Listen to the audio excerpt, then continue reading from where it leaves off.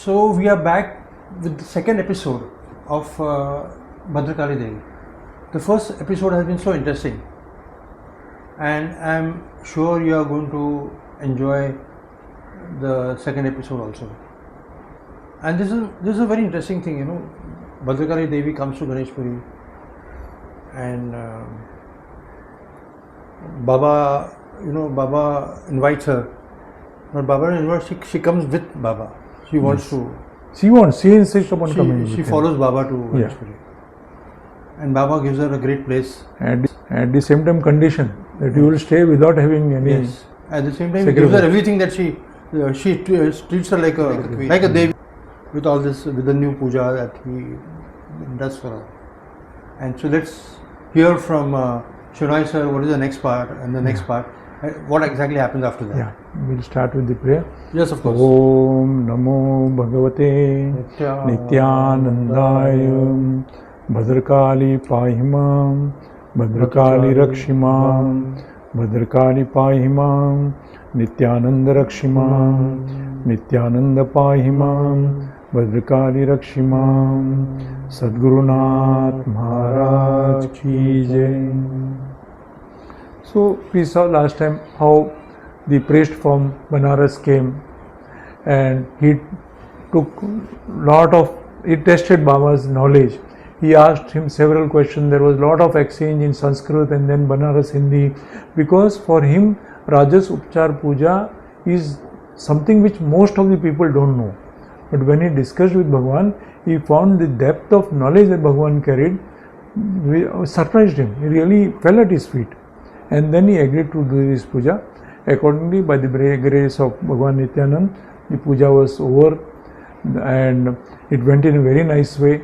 Bhadrakali was treated like a Devi, like a queen, like a Maharani. And all that went very beautifully, and finally the Bhadrakali went back to her temple, and whatever Sayan puja was done. And that night, the Mrs. Mahendra Hingwala had a dream.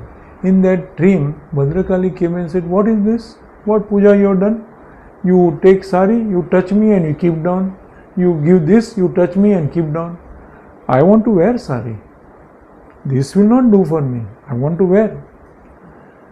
And this happens repeatedly. So they go back to Bhagwan and say, "Bhagwan, रात में भद्रकाली आई सपने में, वो बोलती है क्या तुम्हारा नाटक है, कैसा तुम पूजा करते हो, मेरे को ना साड़ी लगाते हो, नीचे रखते हो, साड़ी पहनाते नहीं हो मेरे को."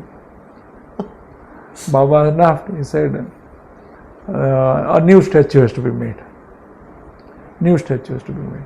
So that Kuttiram Swami was there.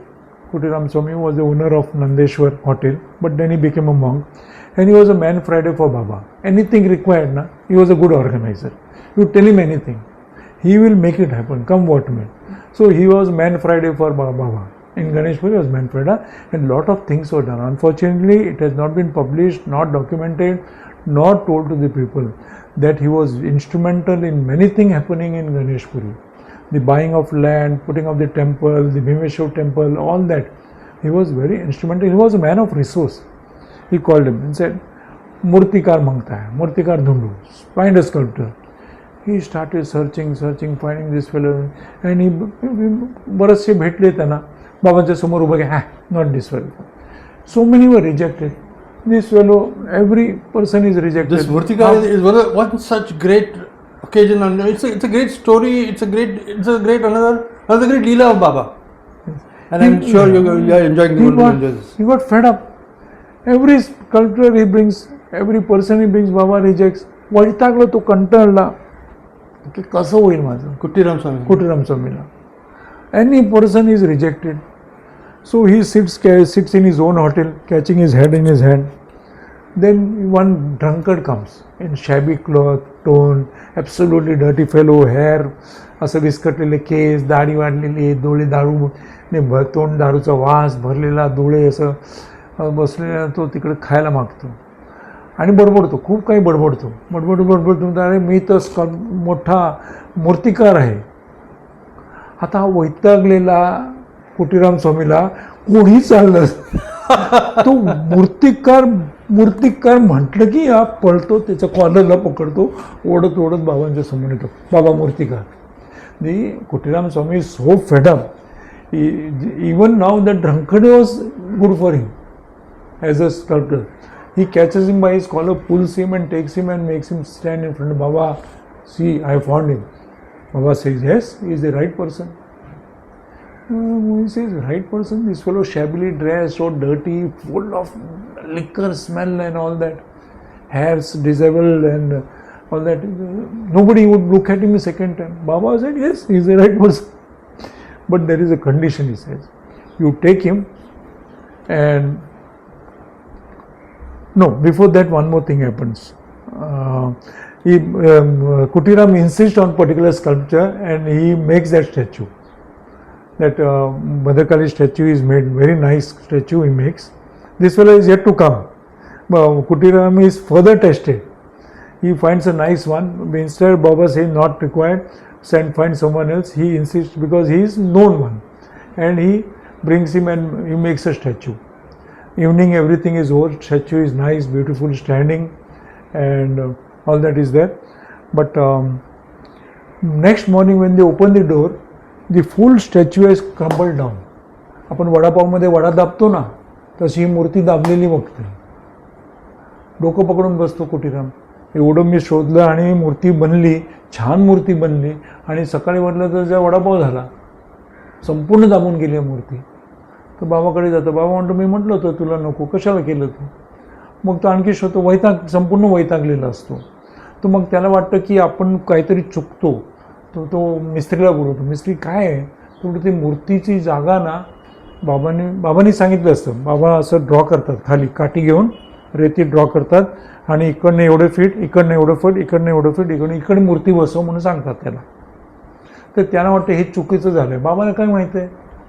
कारण मूर्ती देऊळ बांधायची एक प्रथा असते, त्याला there is a rigid rules and regulation. असंही गोपूर बांधण्यांमध्ये मूर्ती ठेवली नाही. There is a lot of calculation on the height of the temple, height of the gopur, height of the कलशचं हाईट किती आहे, आणि त्याच्यानंतर ती मूर्तीचं हाईट, त्याच्यानंतर ती मूर्तीचं स्थान. म्हटलं बाबा कुठे चुकलं असेल म्हणून ही मूर्ती वडापाव झाला.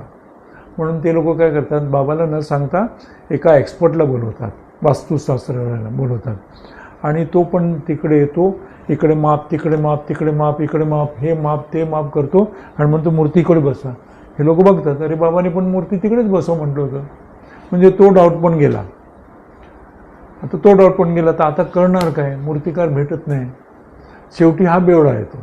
मग त्या बेवड्याला ओढून तिकडे बाबा म्हणतात त्याला मंदिरात बसवायचं, त्याला कॅरोसिन द्यायचं, पेट्रोमॅक्स लालटन द्यायचं, लॅम्प, म्हणजे लाईट नसतं ना तेव्हा, पेट्रोमॅक्स लॅम्प द्यायचे, दारूची बाटली द्यायची, आणि जे काही साहित्य तो मागतो मूर्ती बनवण्यासाठी ते सर्व त्याला द्यायचं, त्याला बंद करायचं आणि कुलूप लावायचं.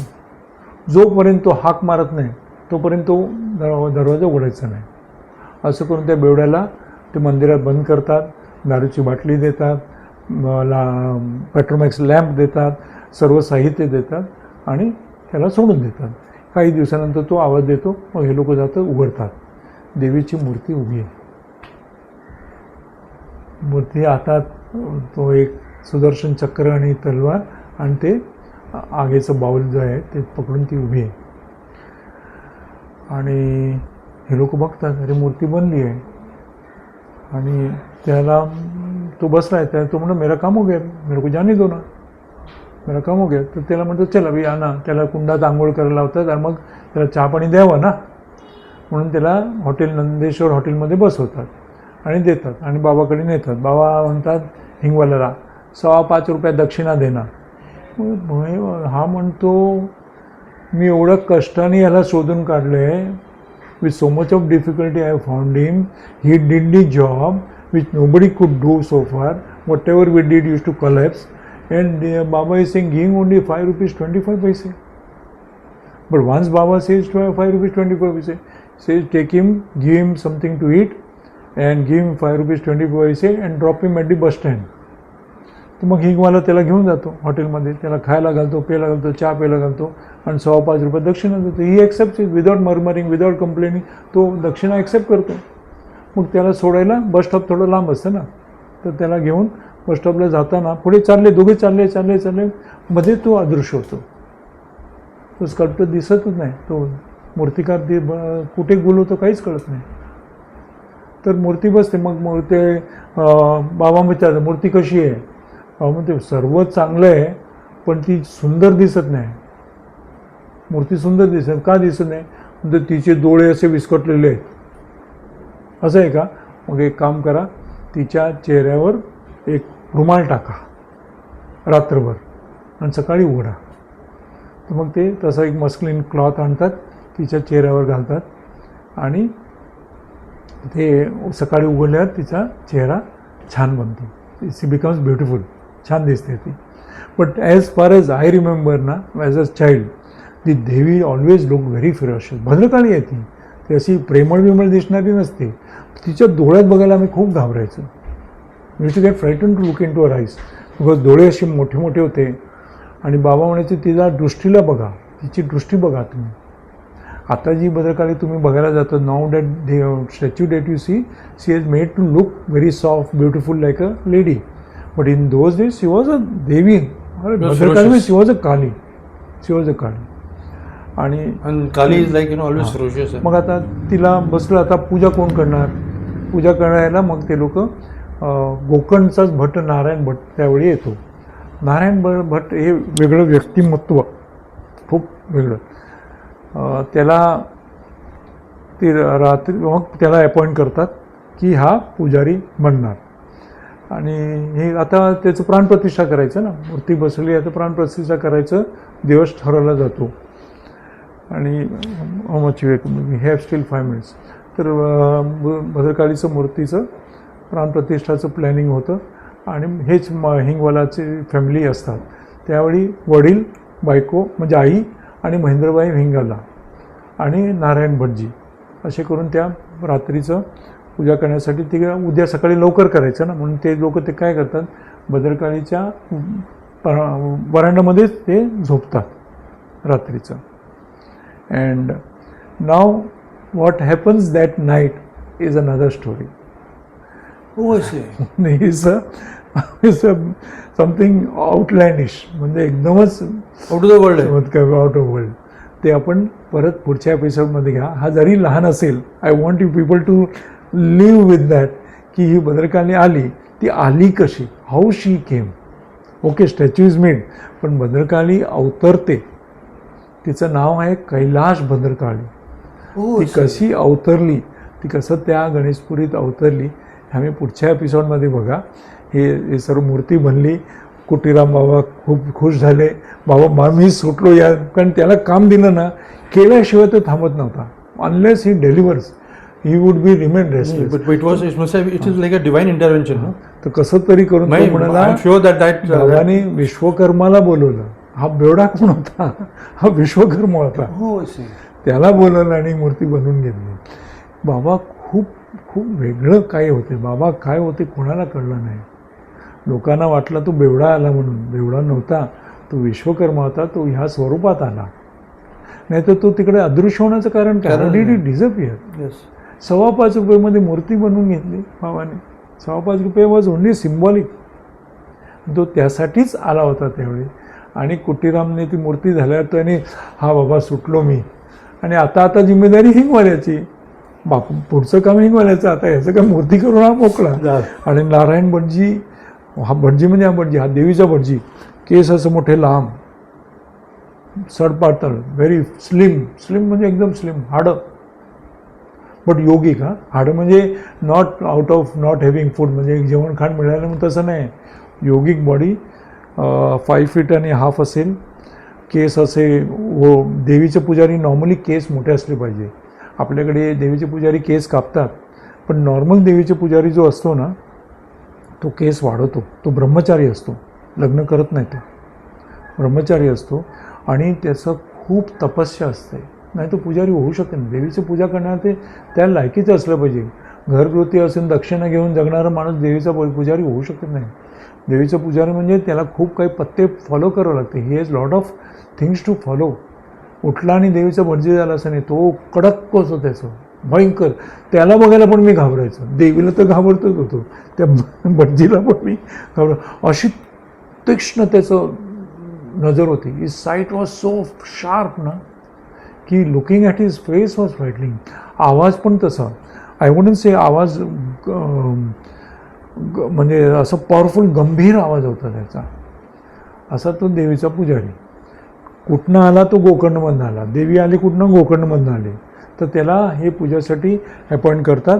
आणि ते म्हटलं उद्या सकाळी आपल्याला प्राणप्रतिष्ठाच आहे, पण नको इकडे तिकडे राहण्यापेक्षा आपण देवीच्या इकडेच राहू, म्हणजे सकाळपासून कामं सुरू करत राहतो.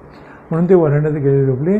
आणि त्या रात्री जी घडलं ते तुम्हाला मी जेव्हा सांगणार तुम्हाला वाटतं तुम्ही खोटं बोलतात म्हणणार. You will not believe when I tell you what happened that night, you will not believe म्हणणार you are telling a story, fairy story सांगता तुम्ही. पण ही घडलेली घटना जी महेंद्रभाई हिंगवालाने जी मला प्रत्यक्ष सांगितलं तेच मी तुम्हाला सांगतो. तर आपण पुढच्या एपिसोडला भेटू.